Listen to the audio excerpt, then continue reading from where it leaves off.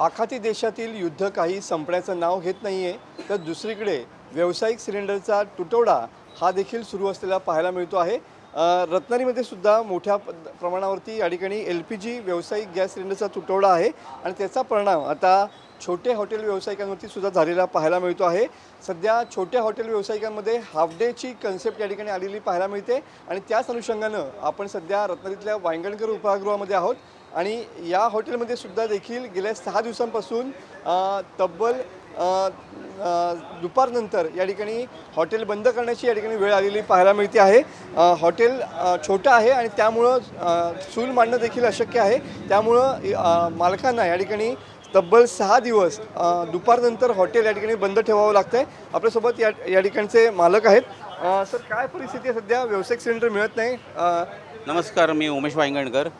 सध्या परिस्थिती अशी आहे की जवळजवळ 6 दिवस मी आज हॉटेल हाफ डे चालवतो आहे, कारण आत्ता सिलेंडरचा साठा जवळजवळ माझ्याकडे दुपारी जेमतेम 12:30 वाजेपर्यंत पुरेल एवढाच आहे आणि आता सध्या व्यावसायिक सिलेंडर तर मिळत नाही आहे।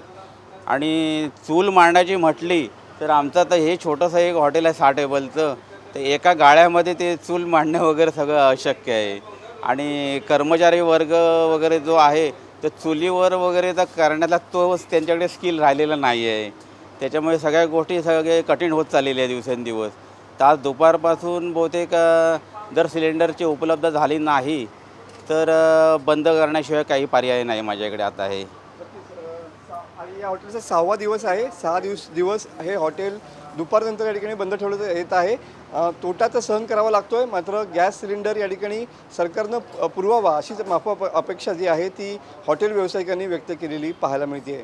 कॅमेरामन समीत गजनेसह मनोज लेले, TV9 मराठी, रत्नागिरी।